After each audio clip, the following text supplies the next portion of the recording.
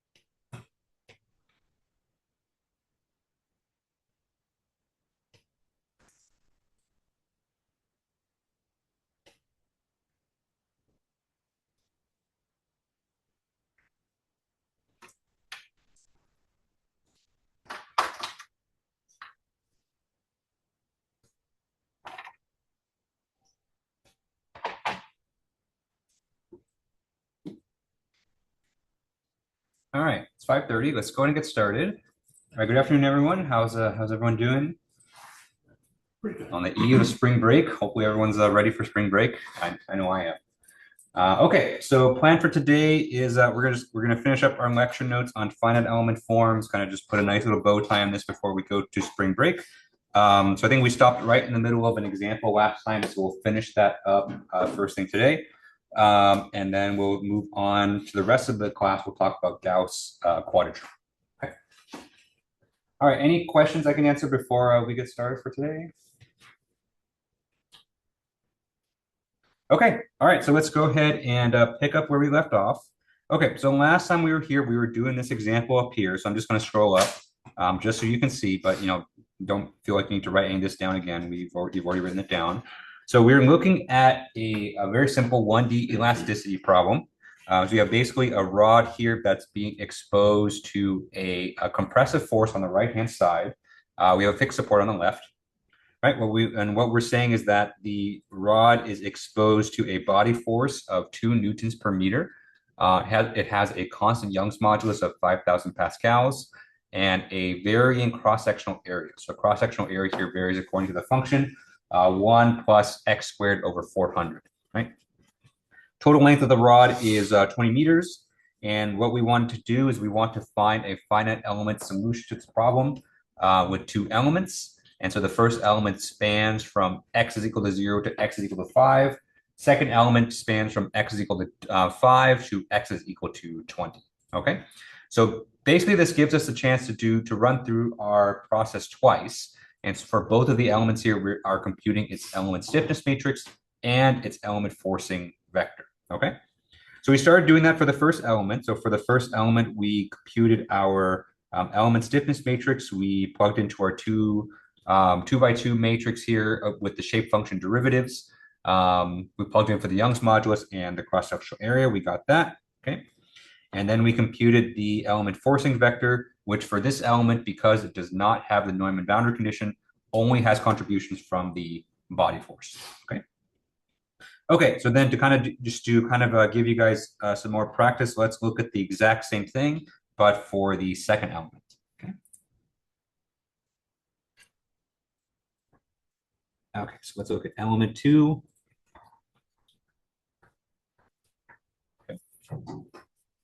Right, same thing, element stiffness matrix and element forcing vector. So let's start with the element stiffness matrix.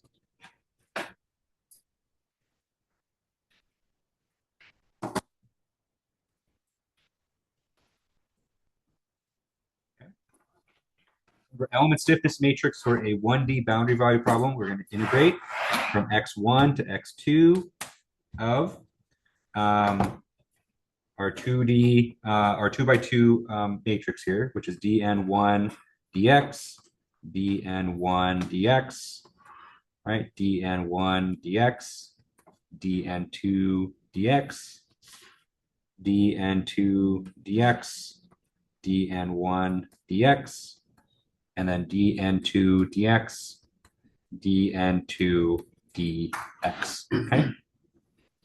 Then we multiply by the Young's modulus and cross-sectional area dx, okay? Well, remember, the shape function derivatives depend on the length of the element itself, okay? So dn1 dx, remember, is 1 divided by x1 minus x2, and dn2 dx is 1 divided by x2 minus x1, okay?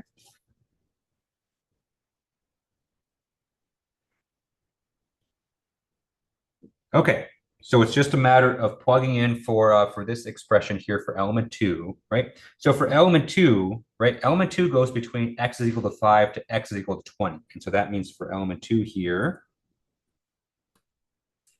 x1 is going to equal to 5 and x2 is equal to 20. Okay, so then let's actually pre-compute our shape function derivatives here. And so that means dn1 dx is going to be minus 1 over 15, and dn2 dx is going to be a positive 1 over 15. Okay.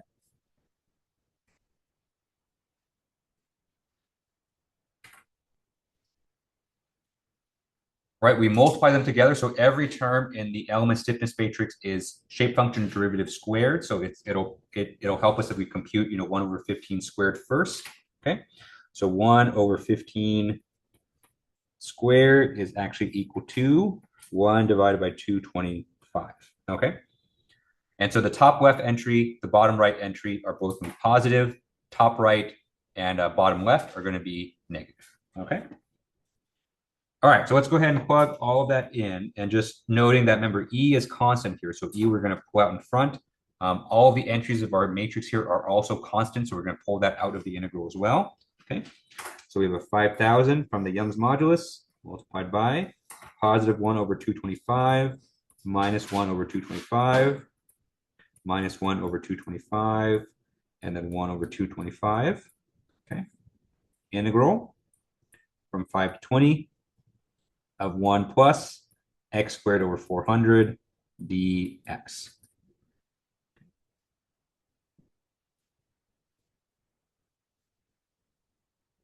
Okay. All right, so we go ahead and evaluate that integral there. So that is the same integral we had last time. So that is an x plus x cubed divided by 1200 integrated from 5 to 20. Okay. So not as trivial here, just because we have a lower bound that's not 0. So there is a bit of computation to do for this. Okay.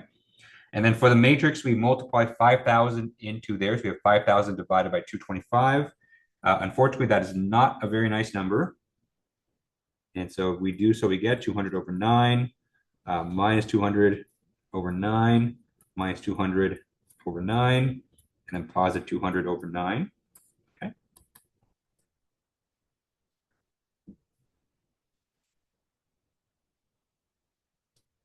All right, so a little bit of math here to do. And so, this is something that you definitely have to rely on a calculator or MATLAB to do. So we go ahead and plug in for that. We get 479.17 minus 479. The elements have the same value. 0.17 minus 479.17, and then positive 479.17. Bless you. Okay. All right, and so that's our element stiffness matrix for element 2. Okay. A little bit more work than element 1, but not by too much. Right? but the procedure is the same. Okay, any questions on how we got that result there? Okay, all right, so so now let's do the element forcing vector.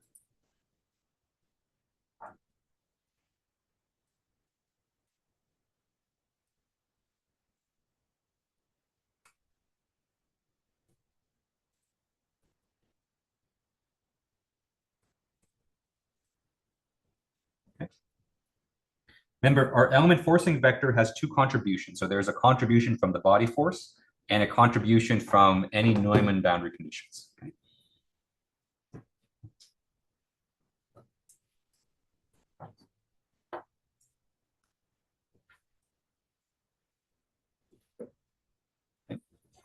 So in the previous element, for element 1, we only had the contribution from the body force because there was no Neumann boundary condition applied on that element. But for element 2, we do have a Neumann boundary condition, and because that is where our compressive force is being applied, right? So for compressive force of -5, and so that's going to affect the value of our element forcing vector for element 2. Okay, so we're going to compute both contributions in this part here. Okay, okay, so let's start with the body force, right? So our body force integral, just like element 1, is going to be integral from x1 to x2 of n1, n2, b of x, dx.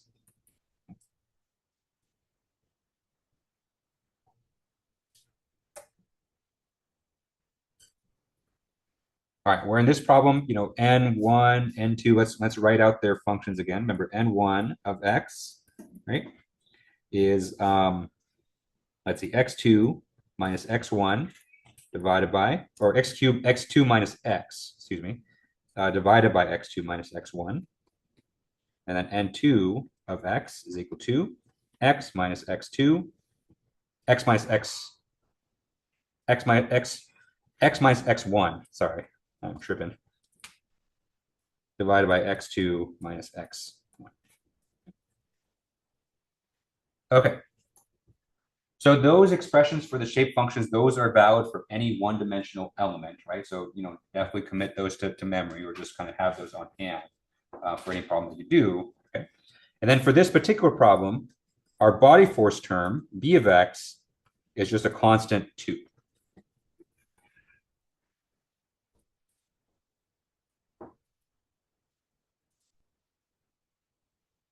Okay.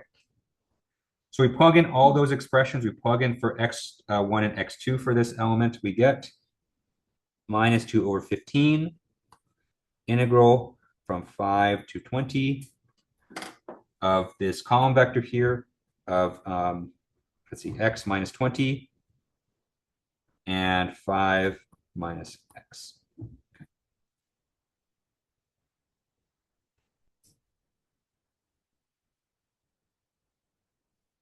Yes, okay. I don't know why I factored out the negative in front, so it just was a little confusing. But yeah, so that negative comes out in front.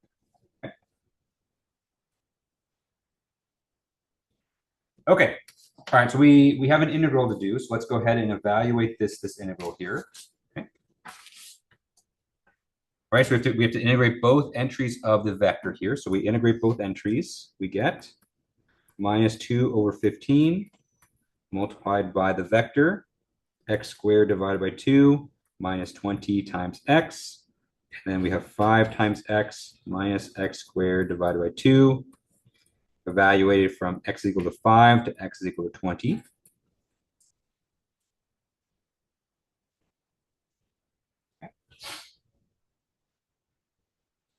All right, and so you punch that into a calculator. Not a trivial calculation to do. You would definitely have to rely on a calculator, but you do that, you get 15.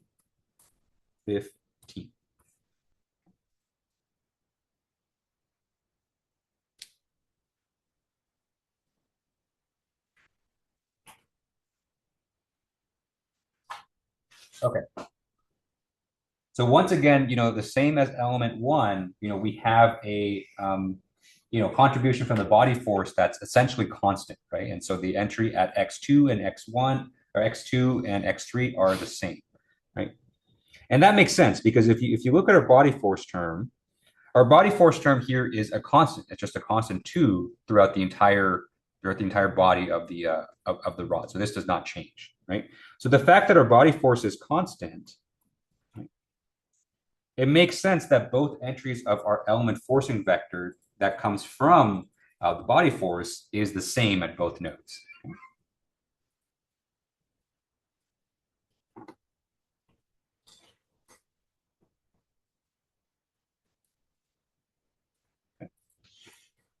So just a little bit of a, that's just a little bit of a sanity check there. And so, when you're doing these problems and, as you guys know, these finite element problems are, have a lot of fine details to them. So you have to kind of be on top of those details. These little sanity checks that you can do in the middle of the problem will help kind of check your work as you're going through them.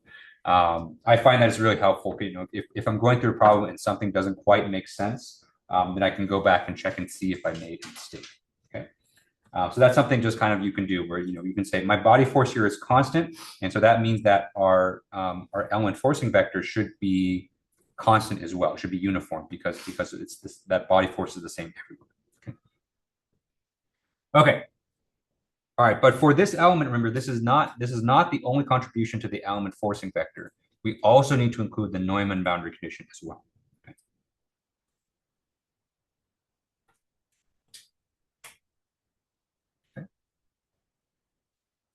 Okay, so from the general expression from the 1D boundary value problem, our contribution is going to be, this is the only part here that's not an integral.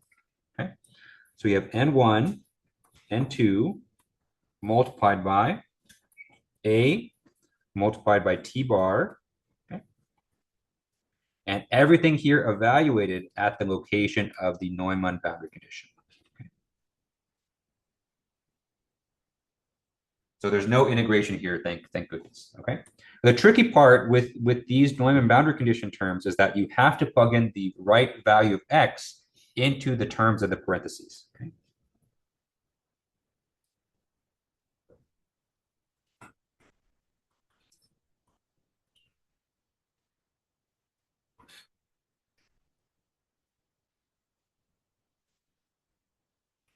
Okay. And so what is the correct value of x? The correct value of x corresponds to the location of where the Neumann boundary condition is being applied.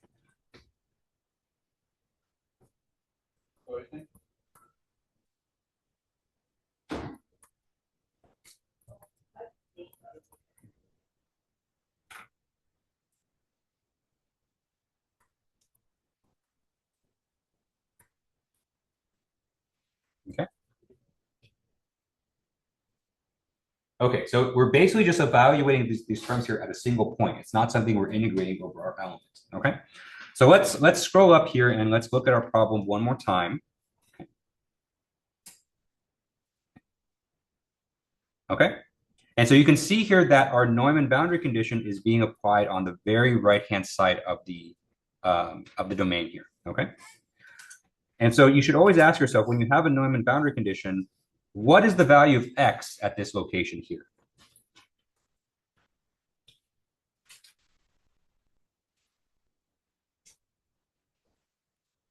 Okay. So if it's at the very right-hand side of the domain, and we're assuming that x is equal to 0 refers to the left-hand side here, right? That means x must equal 20 on this side of the domain. Right?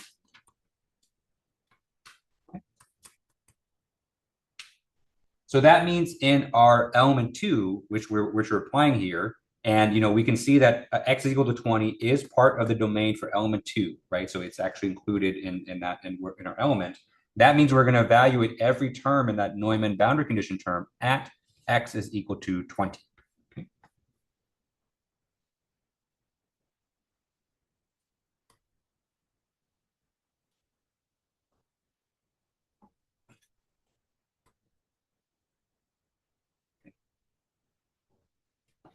Okay. All right, so let's go ahead and do that. So let's plug in, let's write in our expressions for n1, n2. So those have the same expressions as before, right?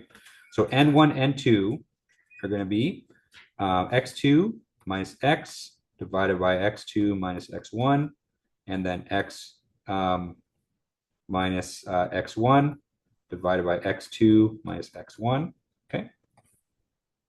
So those are the entries for x2 and or n1, n2. Okay.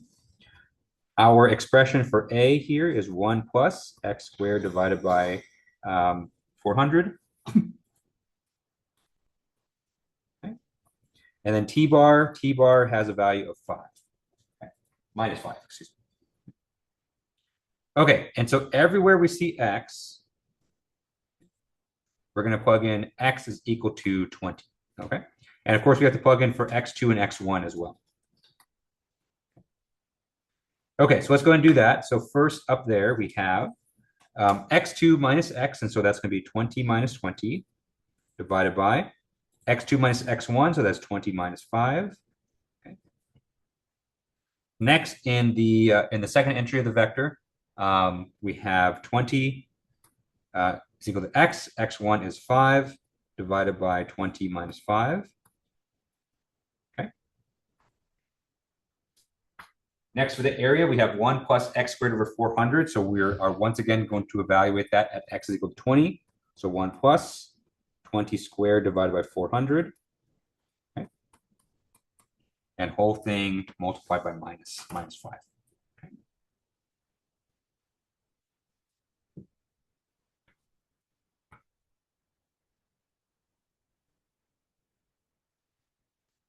All right, and so we can go ahead and evaluate this. And so we can see that the first entry in the vector here is just going to be 0 because we have 20 over 20, which is 20 minus 20, which is just 0. Okay. And then for the second entry here, we have 20 minus 5, which is 15, divided by 20 minus 5, which is 15. That gives us 1. Okay. And then we can also evaluate this this expression right here, right? So we have 1 plus 20 squared over 400. 20 squared is 20 times 20, which is 400. And so that is just 1 plus 1, which is 2. Okay. And we have the minus 5, which is just minus 5. Okay. And so we plug all these in, we multiply them out, we get 1 or 0. And in the second entry, we have minus 10.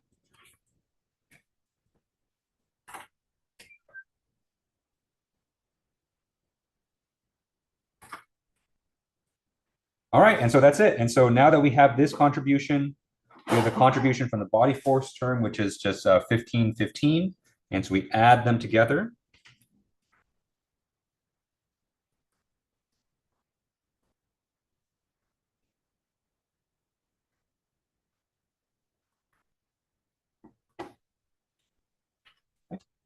So we add them together, and that gives us our element forcing vector.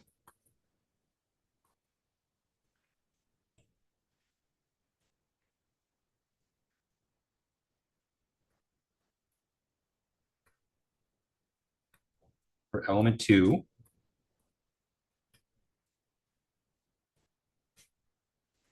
Okay.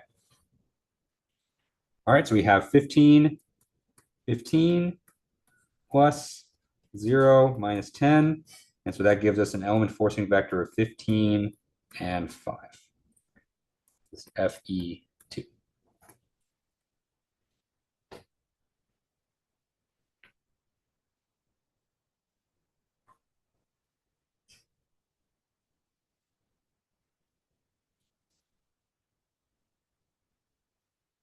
All right, good. All right, any questions on that part there?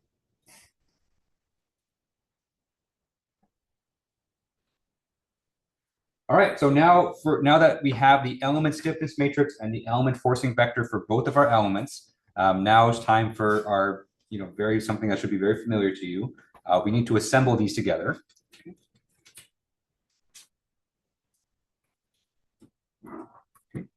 So we're going to assemble these together into the global system.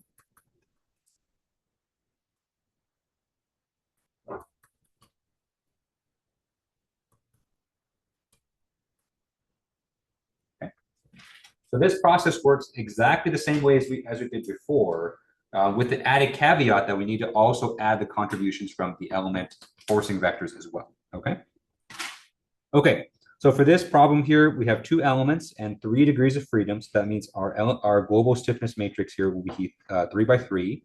So you have U1, U2, and U3.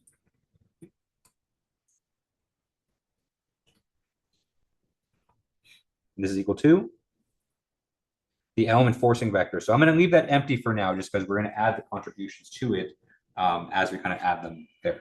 Okay. Okay. So first, let's do element A or element 1. Okay. So just like we did before in our direct stiffness methods, we make note of which nodes that element is affecting. So element 1 here is nodes 1 and 2.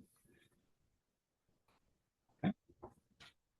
And so let me actually draw the columns in as well, just so it's easier to see. Okay, so element 1 here will be these entries right here. First 2 rows, first 2 columns. And then we're going to put the element forcing vector in those rows as well.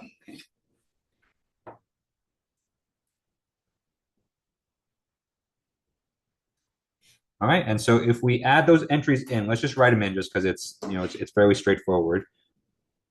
So if you look back on your notes for element 1, we have 1020.83 minus 1020.83 minus 1020.83 positive 1020.83. Okay.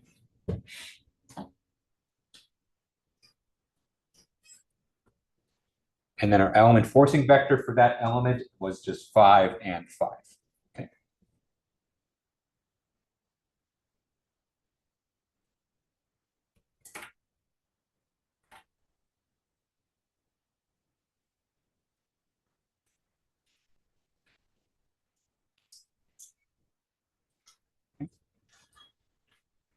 And then for element 2 is being contributed to by nodes 2 and 3. Okay. So once again, we're just going to draw and box it out just like that. Okay. And our element forcing vector as well. Okay. So we do have some overlap here. And for the forcing vectors, we follow the same rules as for the element stiffness matrix. So any entries that overlap, we're simply just going to add those entries together. Okay. Okay.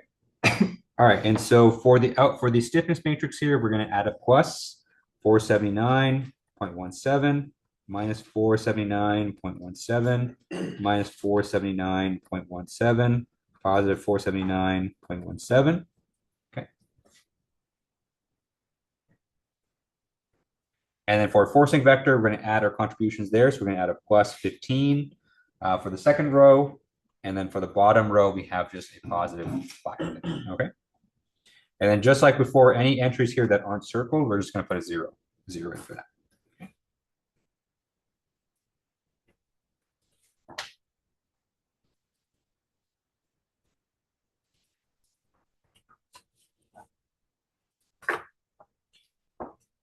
All right, so that should be familiar. So the only thing the only part that's different is we have the element forcing vectors now, but those are, if you can do the stiffness matrices, you can do the forcing vectors just fine. They follow the same rules. Okay.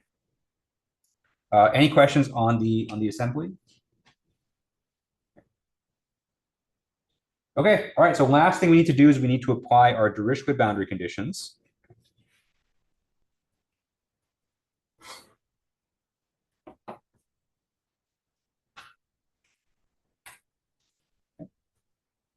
So our Dirichlet boundary condition in this case is a fixed support, and so that means we're going to apply fixed support on node 1.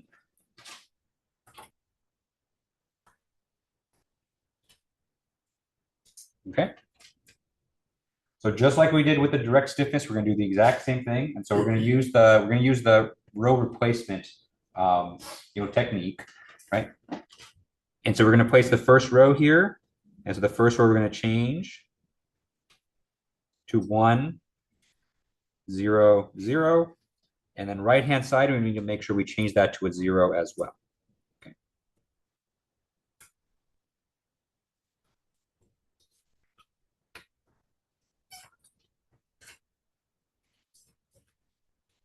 All right, and so with that we are done. And so the last thing that's left here is just to solve this problem. And so you can punch into a calculator, you can punch it into MATLAB, right? And so you solve for the solution. What we get is U1 is equal to 0 because it's the fixed support. U2 is equal to 0.0245 meters, and then U3 is 0.0349 meters.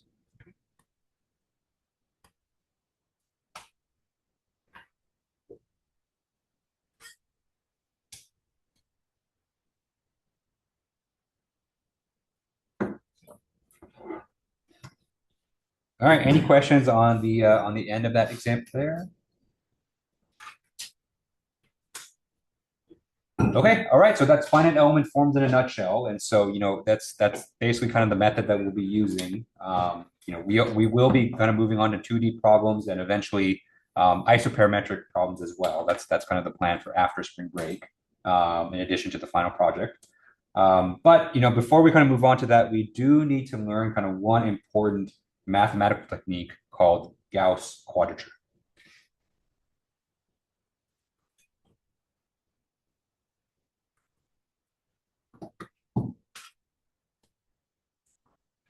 Okay. So Gauss quadrature belongs to a family of methods. So Gauss quadrature is not the only method for doing this, but Gauss quadrature allows us to numerically evaluate integrals.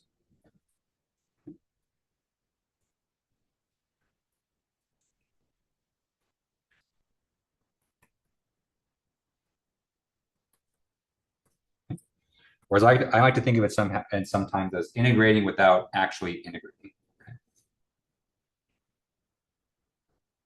Okay. All right. So one thing you probably noticed, from the last example, especially, even kind of dating back to weak forms, is that finite elements we're evaluating integrals on a regular basis. So just the problems that we do, there's just a lot of integrals to do.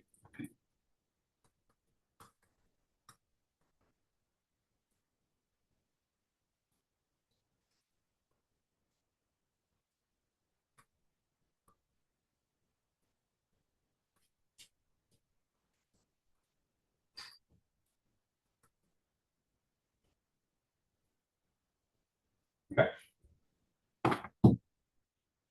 And integrals, even though they're not the worst thing, but they can be quite annoying to evaluate, right? Um, and so we kind of ask ourselves, is there an easier way to kind of evaluate these integrals to kind of save us a bit of time?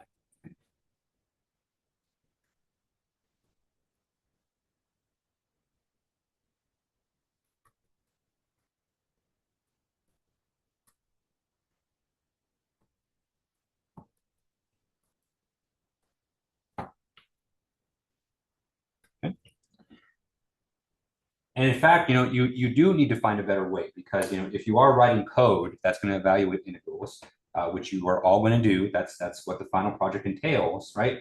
It's very difficult to tell a code or teach a code how to evaluate an integral, just because it's hard to input symbols into an integral expression there. Okay. So on the one hand, when we're doing problems by hand, we would like a better way to evaluate integrals that is faster. But just out of practical necessity, when you're writing code, you need a way to do numerical integration anyway.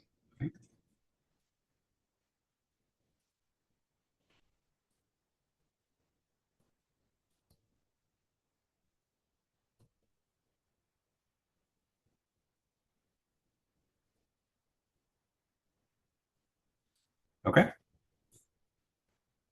Okay, so like I mentioned, Gauss quadrature kind of belongs to a family of methods for doing this. Numerical integration is actually one of those problems that's been very well studied over the course of mathematical history, right? And so the idea is the following. So let's say that you have an integral, right? So we have an integral from x1 to x2 of some function f of x dx, right? So normally, if you were to evaluate this integral, right, if you were to evaluate this integral using in the way that we did in the previous example, right, the way that you would do that is you would take your integrand here, right, so f of x I would call your integrand. You would first have to take its antiderivative, and so you basically take the reverse of the derivative of that f of x, and then you evaluate that integrand at the at the bounds. Okay.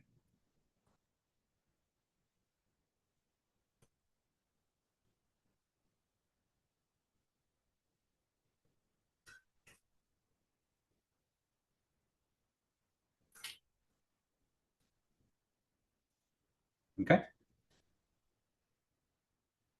And so it turns out, the most, I would say, difficult or complex step for this is taking the antiderivative, okay? Now, we kind of take it for granted, especially I think for you guys as grad students, but taking the antiderivative is not exactly a, how should I describe it? It's not exactly a systematic procedure. Like there's no recipe for it. If you think about the way you take antiderivatives, you kind of do it by intuition a lot of the time, right? Like you just know, right? The antiderivative of sine of x is cosine of x. The antiderivative of, ln of x is 1 over x, right? So on and so forth, right? And so this part is actually very difficult to code in a computer.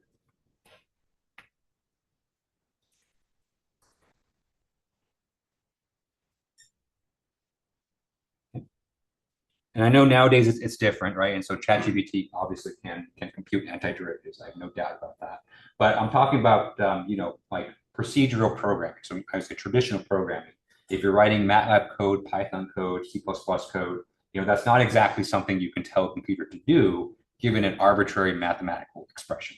Right? Because in reality, some expressions aren't integrable too, right? So you can't take the antiderivatives of some expression just because it's impossible. And so the way Gauss quadrature works is that and so we basically aim for a way to take this integral without taking the antiderivative. Okay, so we aim to basically take this step out, but still compute our integral here. Okay. So the way it works is that instead of evaluating the antiderivative, we are instead going to take a weighted sum of the integrand itself. Okay. And so the way that works is that we're going to take our integrand f. And we're going to evaluate it at several different points. We're going to take f of xa, okay? And each evaluation, we're going to multiply it by a weight, right? So we're going to take f of xa multiplied by wa, okay? Plus f of xb multiplied by wb, okay? Plus f of xc multiplied by wc, okay? So these function evaluations here, these are evaluations of the integrand itself without taking any antiderivatives.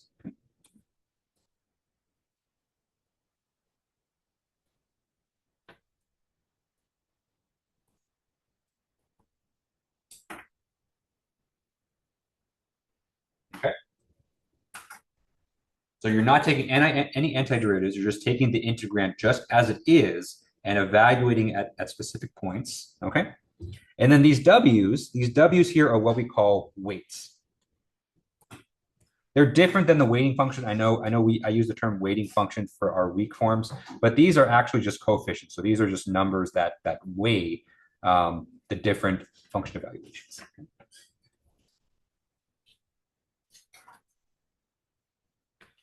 Okay, and so this process here of summing up different function evaluations at different points, this is what we call a weighted sum.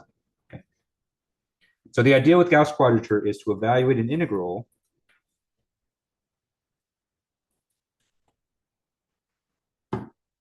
by taking a weighted sum of the integrand.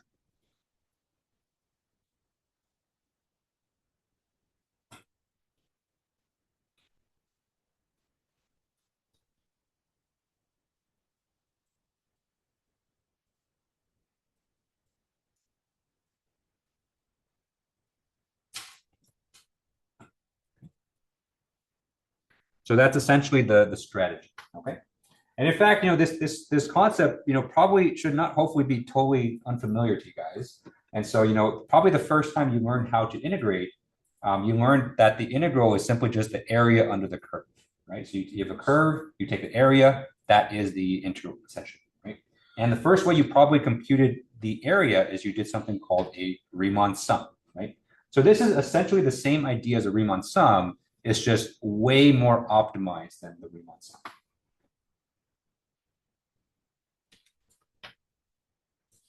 All right, any questions on this so far? Okay, good.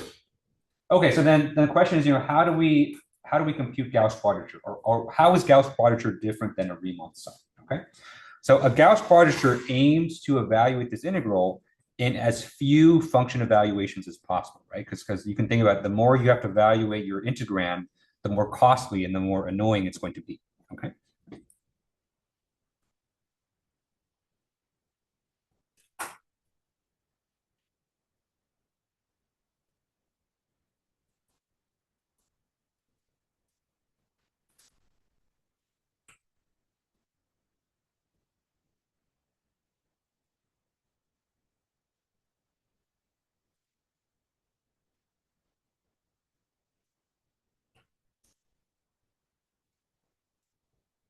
Okay.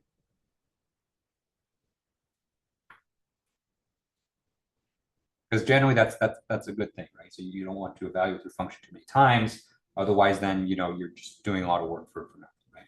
So how does it achieve this? So it achieves this by doing kind of two things, right? And so the first thing it's going to do, it's going to choose the locations of the function evaluations very strategically.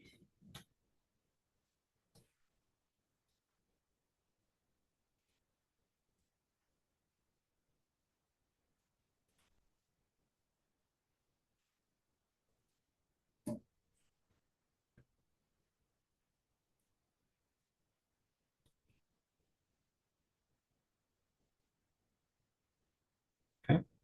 So we're not just going to pick random x values. We're going to choose them at very specific locations. Okay. And two, we're going to adjust the weights or choose the weights strategically as well to maximize the accuracy.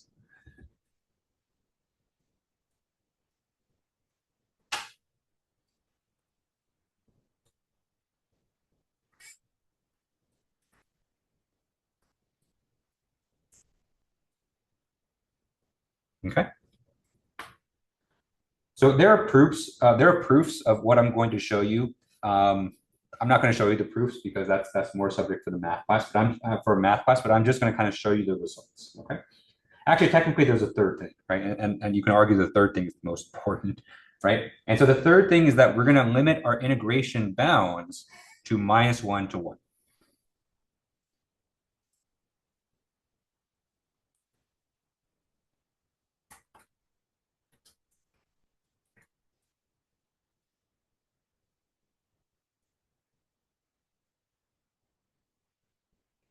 Okay. Okay, so if you have an integral that goes from -1 to 1, you can use the following results and just kind of just copy them just verbatim. Okay. So I'm going to present them to you as if I kind of just pulled them out of my ass, but there are mathematical proofs for these things, and it's shown that these are chosen to maximize accuracy. Okay. Okay. And so the way the Gauss quadrature rules are kind of classified, they're classified by the number of points that you want to include in the quadrature. Okay. Okay, so I'm going to show you three different rules here. I'm going to show you a 1-point rule, right, where you basically evaluate the integral with just one location, 1 point. Okay. I'm going to show you a 2-point rule where you make two function evaluations, and then also a 3-point rule. Okay. Now, for our class, we're usually not going to go beyond 2 points. And so anything beyond 2 points is usually overkill with Gauss quadrature. The whole point of Gauss quadrature is to do minimal function evaluation. So 2 is often plenty. But I'll show you the third one just for your own curiosity. Okay. Okay, next we have the locations. And so these are going to be where we're going to evaluate the function as well as the weights. Okay, the 1-point rule. So for the 1-point rule, it's actually very straightforward. You're going to evaluate the integrand right in the middle of your bounds. And so, from -1 to 1, right in the middle is going to be x is equal to 0. Okay.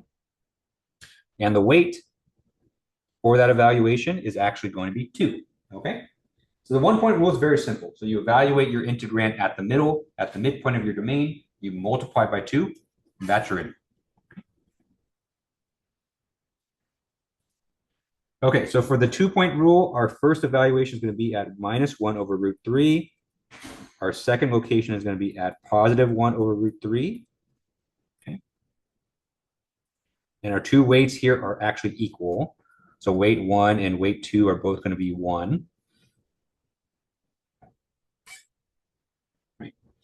So you can see even for a 2-point rule, it is quite cumbersome, right? Because you're evaluating things at root 3. And then for a 3-point rule, you have xa is equal to minus square root of 3 over 5. xb is also right in the middle of the domain at 0. And x3 is equal to positive root 3 over 5. Okay. And the weights here, WA is 5 over 9. Second weight, that one has slightly higher, so that's going to be 8 over 9. And the third weight, weight C, is 5 over 9. Okay.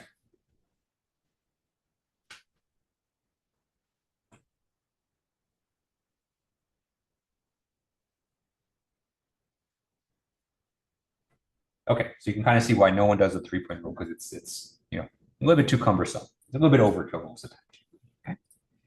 Okay, so let's illustrate this. So let's actually apply this to an integral. So I can show you that I'm just not pulling your leg here. So this Gauss quadrature is a real thing. But before we do an example, are there any questions on this here? Okay, all right. So let's go ahead and do an example where we apply Gauss quadrature. Okay.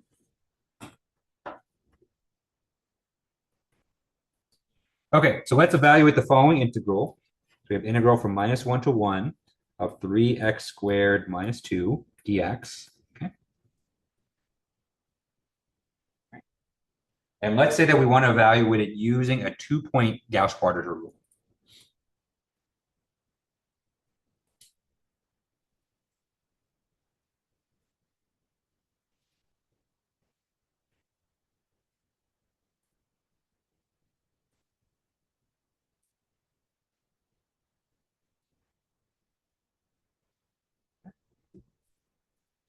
Okay, but before we do that, let's evaluate this this integral exactly, right? So since this integral is something we can do, let's take its antiderivative and evaluate its value just because we can. Okay.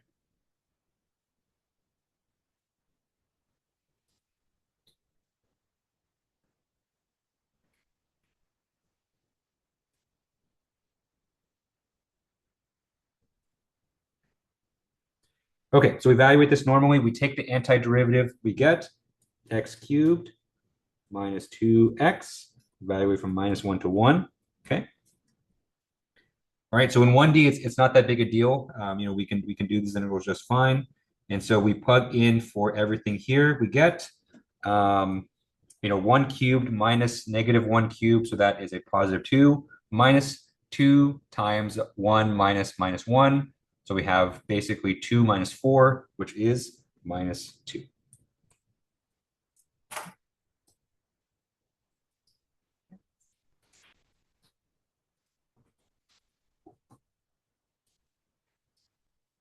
Okay, so let's evaluate the same integral, but let's do the 2-point Gauss quadrature rule. Okay, now if everything goes well, we should get something that's very close to our exact solution, if not exactly the same. Okay.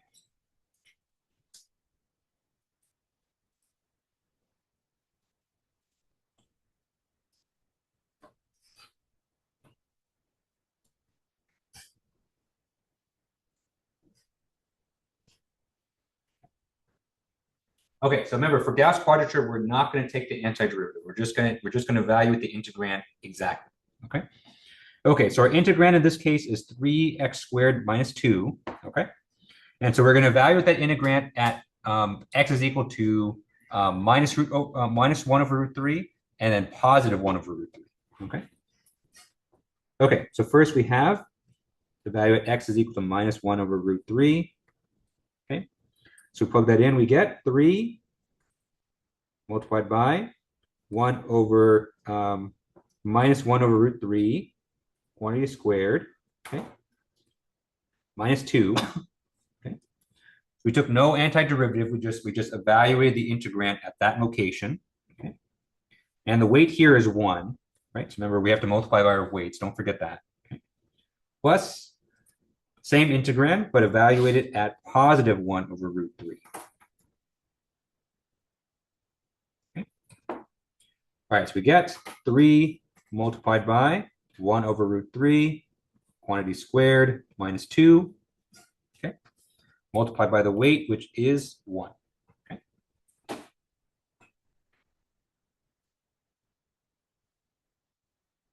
Okay. All right, so we evaluate this out. We get minus 1 over root 3 squared is just 1 over 3. And so this first term here is 1 minus 2. Okay. Plus 3 times 1 over root 3 squared. So that is 3 over 3, which is 1 minus 2. Okay. Right, we evaluate everything and we end up with minus 2 at the end. Okay. So in this case, they're exactly the same, right? And so, Gauss quadrature is not just, we didn't just make it up. It is actually a real thing. And you can see that we get the same thing in this case. Okay.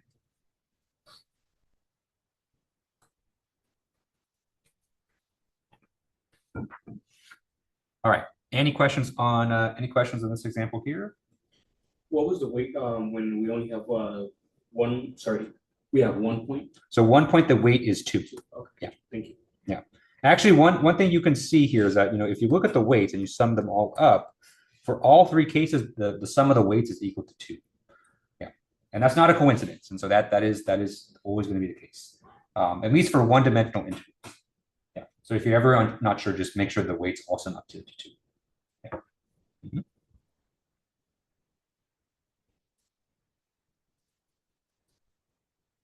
All right, any other questions on this? Okay, good. All right, so that proves that Gauss quadrature is a real thing, right? But you might be saying that, yeah, that was kind of a cool party trick, but this doesn't really seem very practical at all, right? Because this only works if our integration bounds are -1 to 1, right? So how many times are we going to get integration bounds that go from -1 to 1? Almost never, right? It kind of seems like that's just a very random chance that happens. And so this almost makes it seem like we can't use Gauss quadrature for anything practical, right? Because if you even look at our past example, right, the example we did today, none of the integrals were integrals from -1 to 1. And so how can we use Gauss quadrature when our integration bounds most of the time are not going to be -1 to 1, right? So there is a way to do this. And the way to do this is to perform a change of variables.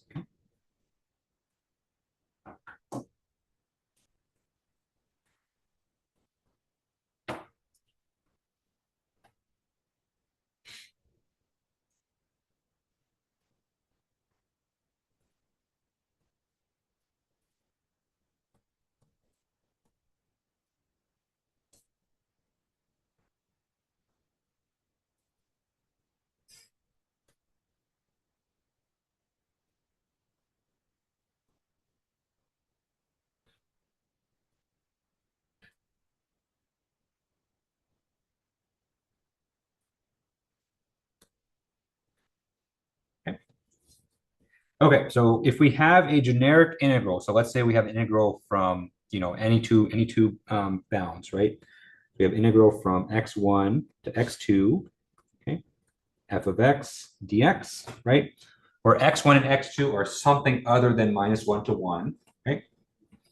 What we can do is that we can say this is equal to a change of variables, right? Which would allow us to integrate from -1 to 1. But we're changing our variable here from x to, let's say, another variable, which we call zeta.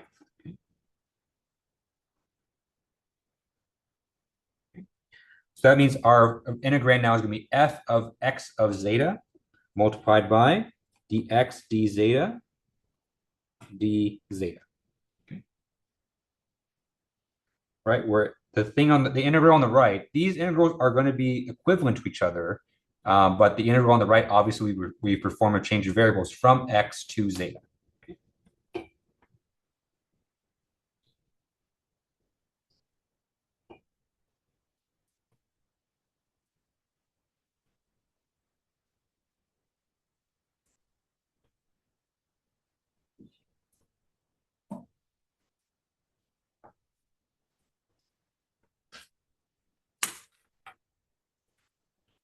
Okay. So how can we do this? How can we accomplish this change of variables? Well, we need 2 things in order for us to make this happen. Okay. So on the one hand, we need this this expression here. So x of zeta, okay? So that x of zeta there is going to be basically our conversion, or what we're going to plug into, right? So that x of zeta is what we're going to plug into to officially change our variable from x to zeta, okay? And then we also need this quantity right here, which is something that kind of just seems like it appeared out of nowhere. And so this quantity here is known as the Jacobian. It's actually a very important quantity for finite elements. This is not the first time we're going to see the Jacobian. But for now, you can think of the Jacobian as kind of like a conversion factor based on the fact that our integration bounds have been kind of compressed or expanded or changed to -1 to 1. Okay, so the two things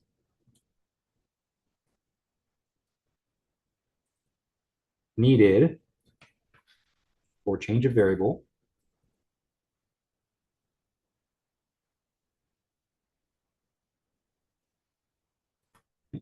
so one is x of zeta, and so you can argue that this is actually going to be our change of variable.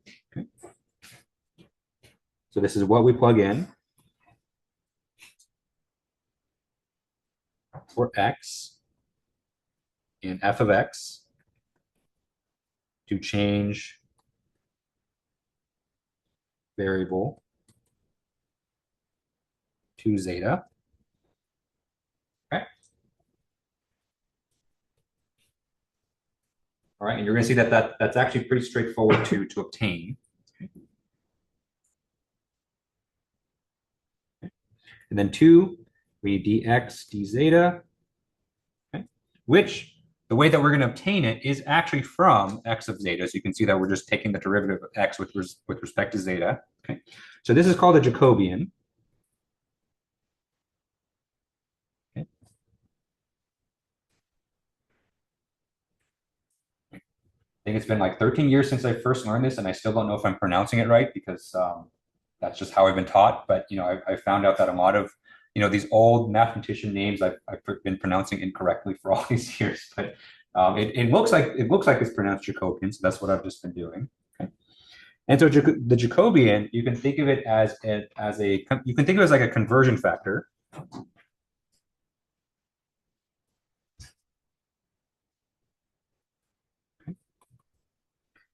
It's a conversion factor that accounts for the fact that the total length of our integration bounds are likely changing.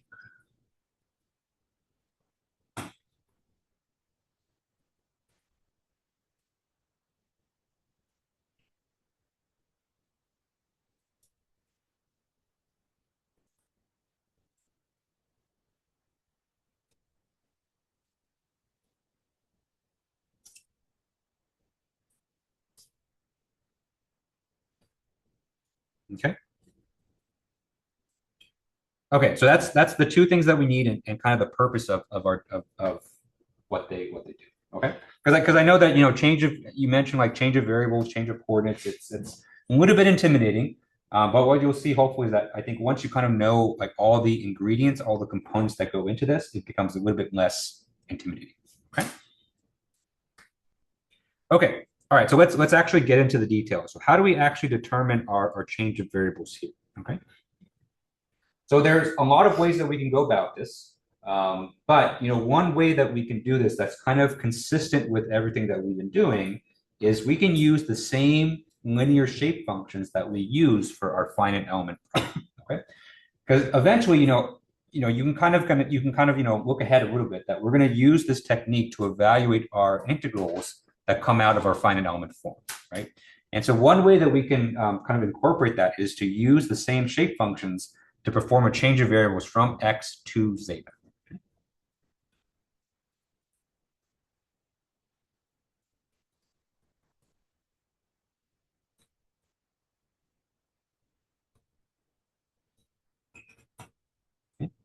And so the way this looks like is that we have x of zeta is equal to x1 times n1 of zeta. Okay. So now our shape functions are written in terms of our new variable zeta plus x2 times n2 of zeta. Okay. Where n1, n2, so n1 of zeta is equal to, let's see, zeta 2 minus zeta all divided by zeta 2 minus zeta 1. Okay, so you can see these have the same forms of the shape functions in our previous example, except I replace x with zeta. Okay, and then n2 of zeta is equal to zeta minus zeta 1 divided by zeta 2 minus zeta 1. Okay.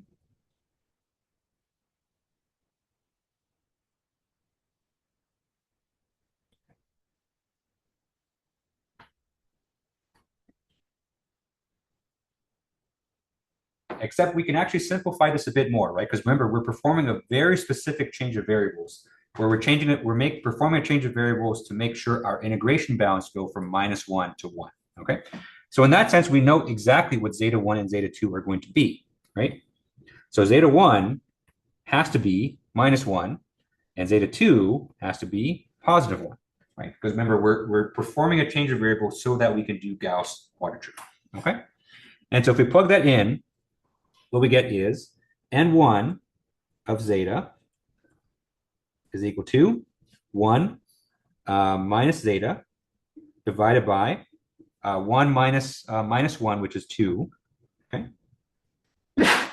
And then n2 of zeta is equal to zeta minus 1, which is +1, divided by 2. Okay.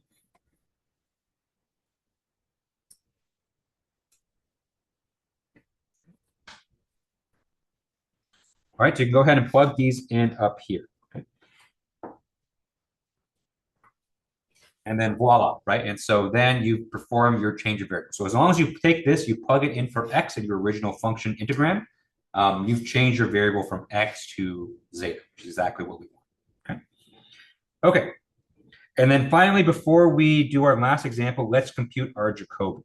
Okay. So we'll be talking about Jacobian a lot more in the coming weeks, but for now, just so that we can get our example and get out of here, let's compute its value. Okay. So our Jacobian, okay, remember, is dx d zeta. Okay. Where remember our x function here, so we're going to say this is d zeta of our x function, which is x1 and 1 of zeta plus x2 and 2 of zeta. Okay. Right? So just like we saw, previously when we were deriving our finite element forms, any derivatives will be passed on to the shape function, just because x1 and x2 here are constants. Okay. So this is x1 dn1 d zeta plus x2 dn2 d zeta. Okay. Okay.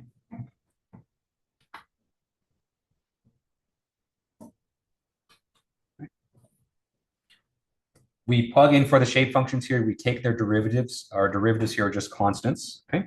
And so we plug in n1 into this derivative. We see that dn1 d zeta is just -1/2. Okay. We plug in n2 of zeta in for here. We take its derivative. We get a +1/2. Okay. And so that means our Jacobian is essentially going to be x2 minus x1 divided by 2. Okay.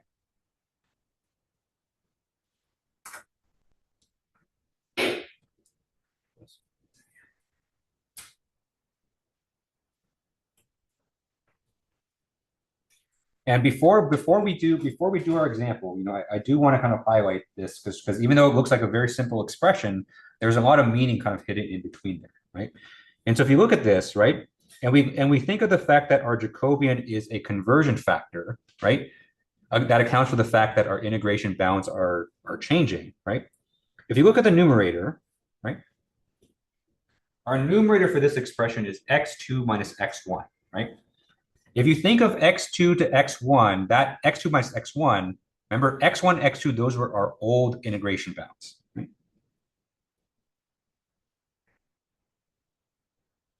And in particular, if you take the difference between x2 and x1, that's the old length, right? And so our original integration bounds were integrating over a length that's x2 to x1. So the length for that is x2 minus x1.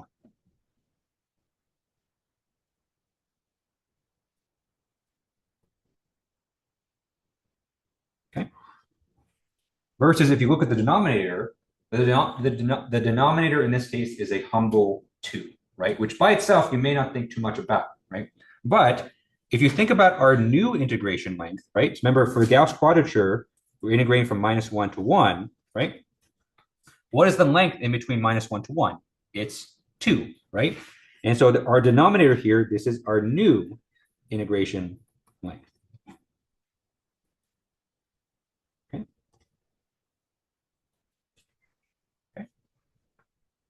So our Jacobian here is literally just a ratio of the old integration length divided by our new integration length, right? So it's there just to account for the fact that, we're either stretching or compressing our integration bounds to fit our new length, okay?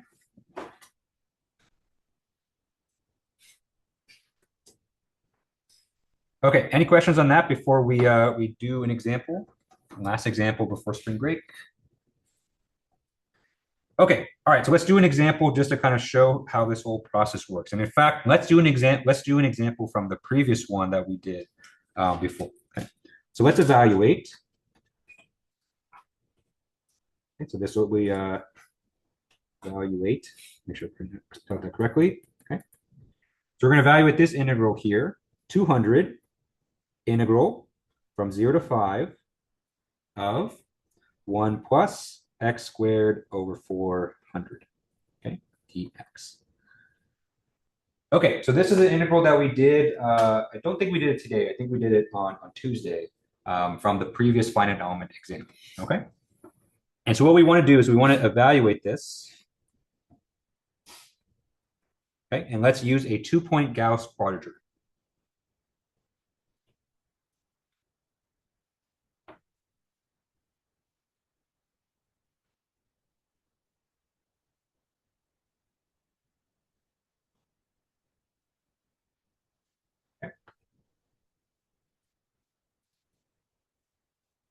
Okay. All right. So first thing we notice here is that our integration bounds are 0 to 5. And so this is not from -1 to 1. So first thing we need to do is we need to do a change of variables.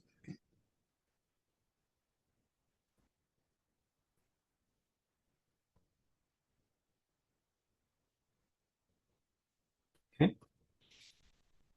And so to perform our change of variables, we need to make our conversion function x of zeta. Okay. Right. So x of zeta, if we could just look right above here, is just going to be x1 and 1 of zeta plus x2 and 2 of zeta. Okay. Or in this example, x1 is equal to 0. That is our old lower bound of our integration. And our x2 is 5, right? That's the old upper bound of our integration here, okay? So that's convenient. So because x1 is equal to 0, that means that's going to cancel out the first term there. And so that means our x of zeta is equal to 5 multiplied by 1 plus zeta divided by 2, which is equal to 5 halves times 1 plus zeta.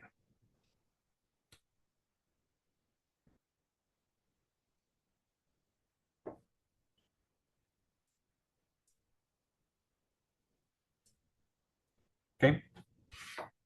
And then let's also compute the Jacobian. So the Jacobian is dx d zeta, right? We just simply take the derivative of this quantity here with respect to zeta. We get 5 over 2.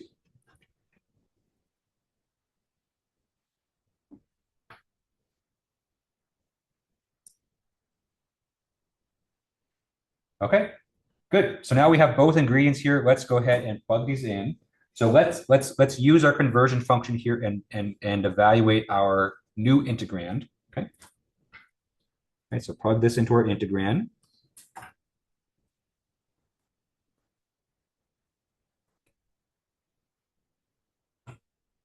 Okay. So our integrand before is 1 plus x squared over 400. Okay. So basically everywhere you see x, we're going to plug in 5 halves times 1 plus zeta. Okay.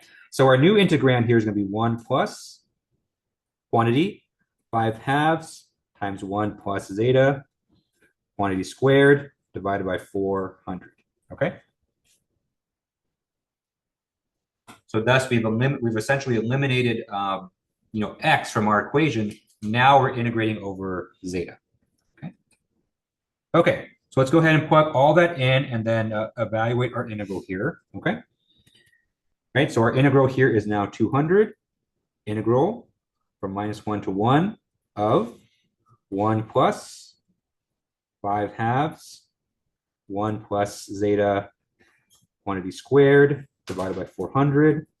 Okay. Don't forget the Jacobian.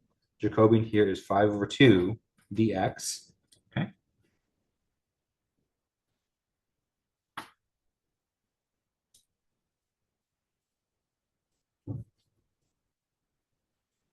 All right, and so now we're going to take this. Now our integration bounds are -1 to 1. We can apply our Gauss quadrature. Okay, so apply 2-point Gauss quadrature.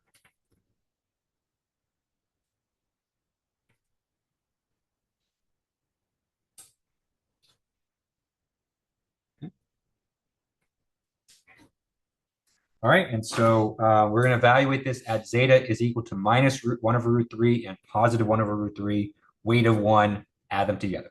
Okay.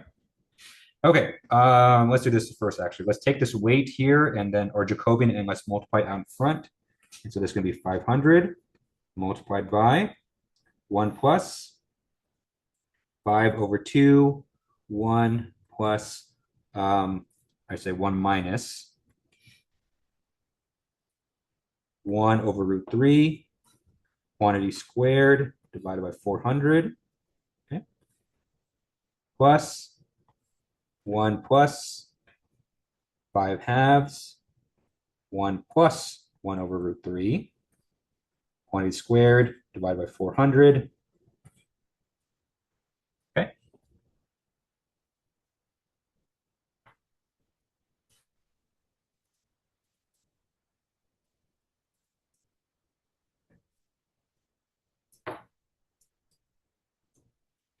I forget our weights of 1, so they're implied, but it's always good to just kind of write them in just to make sure.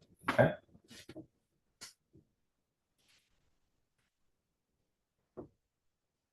Right, and so this is another case where you'd have to punch it into a calculator. This is not something you can probably do on your own, unless you're very good at, math with irrational numbers. Which, if you are, congrats. I think that's an actual talent. And so you evaluate everything. What you get is 1,020.83. Okay, which matches exactly what we got from the first example. Okay. So no, I know what you're thinking, right? We did this integral before, and we probably did it with probably a third of the work that it took to do the change of variables. So what's the point of all this? The whole point of Gauss quadrature is to make things easier, right? This doesn't feel easier at all. This feels more cumbersome than before. Well, when we get to multi-dimensional problems, right? We get to 2D problems where you have, multiple variables you're integrating over. That's where Gauss quadrature really starts to shine. Okay.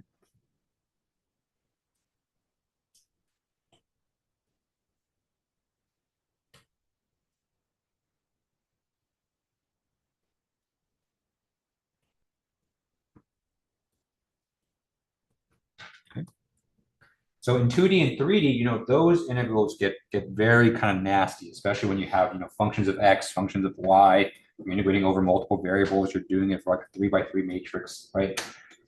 So in those cases, you do need Gauss quadrature, right? And when we go to write our code, right? And so after we come back from spring break, we'll talk about implementing this in code, right? The only way you can do these integrals in code is to do Gauss quadrature, okay?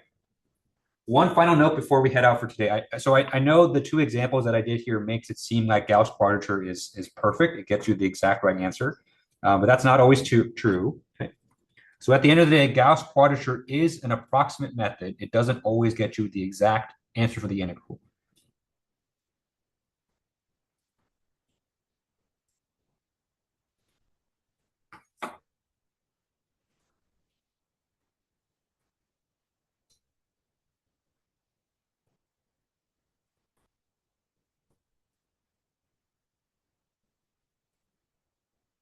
Okay. So the reason it's kind of worked so well for us so far, I mean, part of the reason is as I pick examples that made Gauss quadrature look great, but Gauss quadrature is really, really well optimized for integrating polynomials.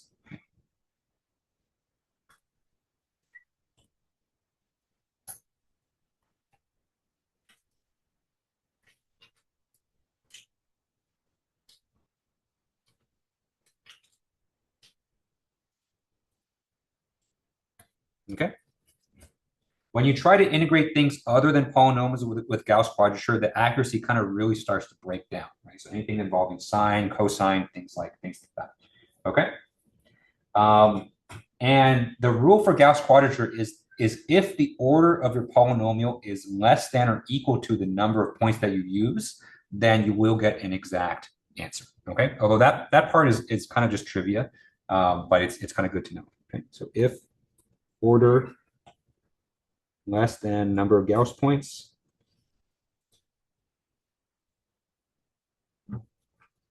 exact answer. Okay.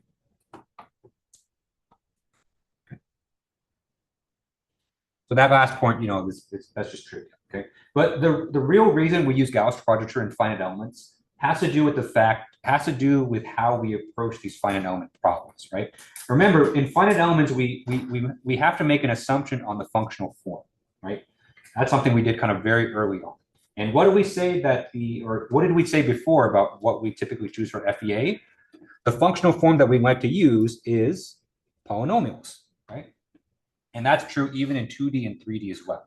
And so because in finite elements, we have so many integrals and polynomials, it makes Gauss quadrature kind of the very natural choice for doing these integrals because they're going to give us the most accuracy for the least amount of work. Okay.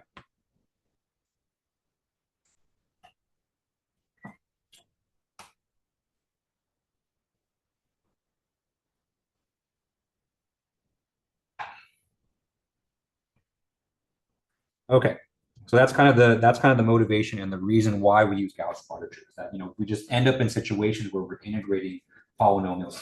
Okay, we're not just integrating polynomials. Sometimes we end up integrating other stuff, especially for for some weird source function.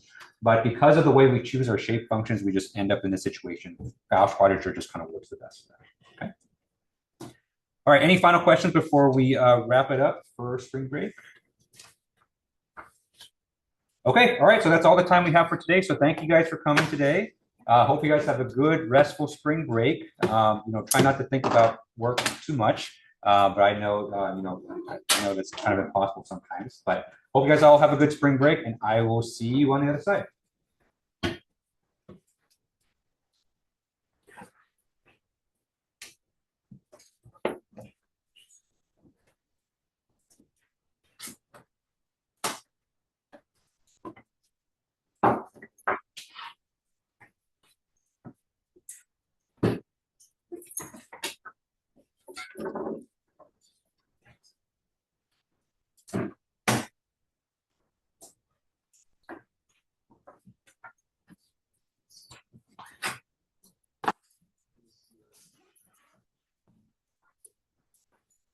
Process.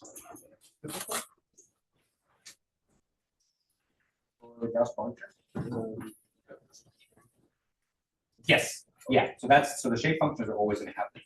Okay. Yeah. So those are the linear shape functions. So use that. You can do quadratic elements. So a quadratic element is one with a shape function, a quadratic function. But those are just not factors. They're kind of more trouble. So for linear elements, we're always going to use for 1D problems. For 2D problems, the shape function will do that after. Okay. Yeah. I noticed that the body function from the first example was represented as the pressure. Yes. So is that like an internal stress, like let's say rebar inside concrete beam, or what is it in practical terms? Honestly, for elasticity problems, the most common body force you'll find is gravity. So body force is a force that's kind of applied to every molecule inside of something in mass. So here, we modeled it as kind of like a horizontal. It kind of looks like someone's kind of just taking it forward. Right. But in reality, it's usually something like gravity itself.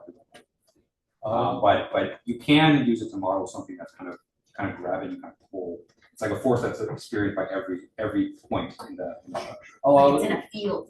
Yeah, yeah. Oh, There you go. okay, so I was actually gonna say, would it be like, for example, if we had a, I don't know, or if this pencil was a beam, right, or and we have a hammer that puts a force, would Not it be like that, necessarily. no? So a hammer, that would I would call that like a Neumann boundary. Okay. From the outside. So it would be something like gravity. Another common one is like an electromagnetic field. So electromagnetic field is like Oh, something that kind of pulls the entire structure back. Gotcha, okay.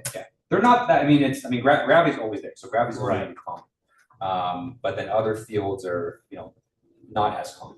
In most cases. Okay. You'll see them more in heat transfer. Okay. Yeah, so we're gonna transition to more thermal problems after this. Alright, thank you, Professor. Yep, see you, Mario. Have a great- You too. have a great Bye. Dr. West.